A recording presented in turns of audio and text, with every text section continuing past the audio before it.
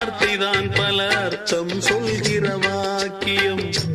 எல்லோருக்கும் வாய்க்குமா அதை காதால் கேட்கிற பாக்கியம் தேவன் தரும் தாய்மைதான் வேண்டாம் எனும் பெண்மைதான் ஒரு விந்தையானதே அம்மா எனும் வார்த்தைதான் பல அர்த்தம் சொல்கிற வாக்கியம்